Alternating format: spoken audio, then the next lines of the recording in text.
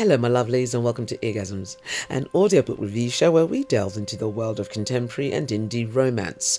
Books that make you go, Please be aware that all the books that I review contain adult content, so you have been warned. But with that said, here we go. Today's review is Unbreak My Heart by Nicole Jacquelyn. The heart of any romance novel is the protagonist, and ours is named Kate Evans. When Kate's aunt and uncle decide to foster a 17-year-old by the name of Shane Anderson, she couldn't have possibly realised that their act of benevolence would have changed her life. Kate was certain that in Shane, she'd found her eternal soulmate. He found her funny, loved her quirky and sometimes weird sense of humour, but she was one of the kindest people he'd ever met. Which sounds as if the story is over before it's even begun, right? But as Mr. Shakespeare once pointed out, the course of true love never did run smooth, and Kate's trajectory is about to veer off-road in the most spectacular fashion. So what happened, I hear you ask? I'll tell you what happened. Rachel happened, and she doesn't just throw a spanner in the works. She hurls Thor's hammer in there with all the force she can muster. Let's rewind a bit so I can let you catch up. So at the end of the first semester, Kate invites her BFF Rachel home to meet her family. Schoolgirl error, abort! Once Shane took one look at her, that was it. Any delusional dreams that Kate may have had about her and Shane eventually getting together quickly goes out the window. When Shane first found out that Kate was into him, her attention had made him feel weird and uncomfortable. She just didn't do it for him. And with all the maturity 19-year-old boys are known for, his resolve was to ignore her and keep her far away. Oh, and treat her like Hillary Clinton at a Trump rally. How teenage boys make it to adulthood is beyond me.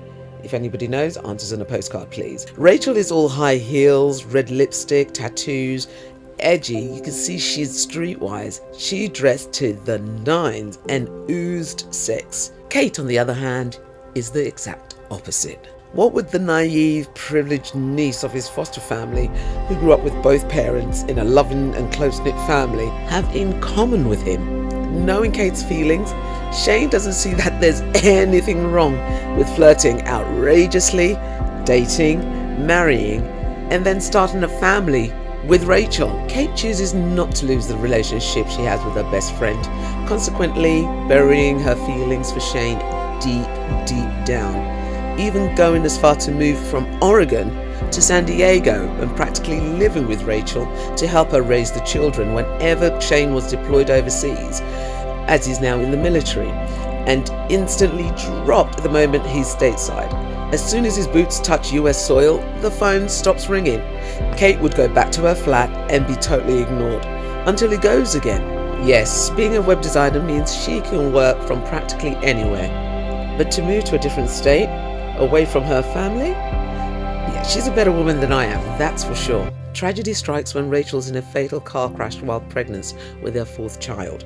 But miraculously, the baby survives, leaving Shane a widower at just 28.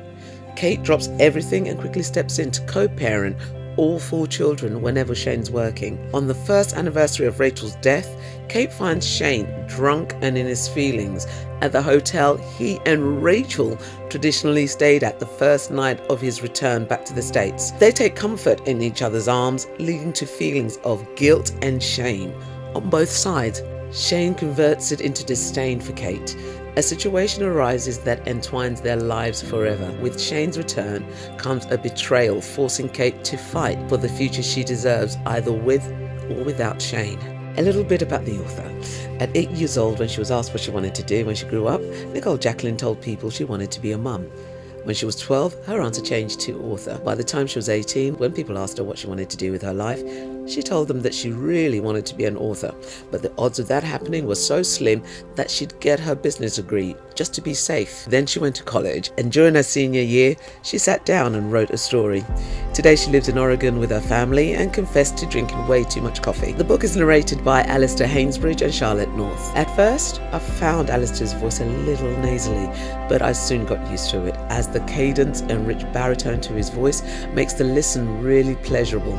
Although I did think that Shane would have a slightly more gravelly and deeper temper to his voice, but Alistair does give a stellar performance nonetheless. Charlotte North's sweet melodic voice enhances her narration. Her portrayal of Kate and the children is absolutely fantastic. I did find some of her delivery and tonality a little flat, especially when she was doing dialogue from the male POV. Both narrators differentiate between all the characters flawlessly. This is the first book I've ever read with a sex scene, bang, right in the first chapter. So be ready.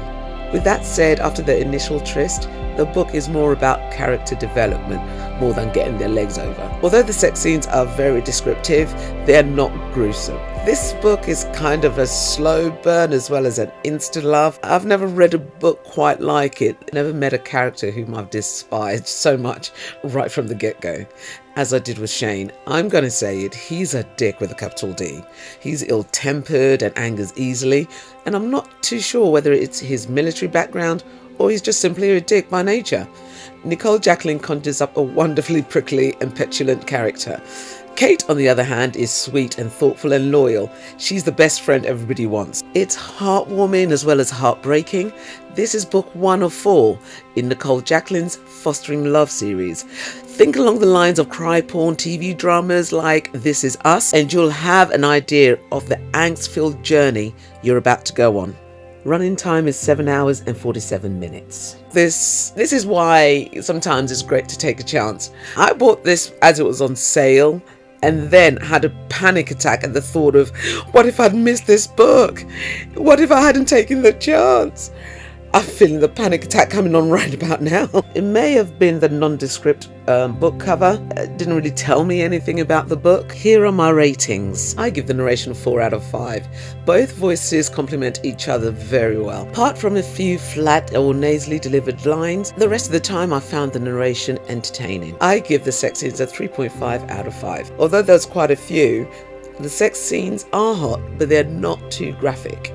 As for the storyline, this is definitely a 4.5 out of 5. I enjoyed this book immensely. She writes beautifully flawed people and has original storylines. And that's it for this edition of Eargasms.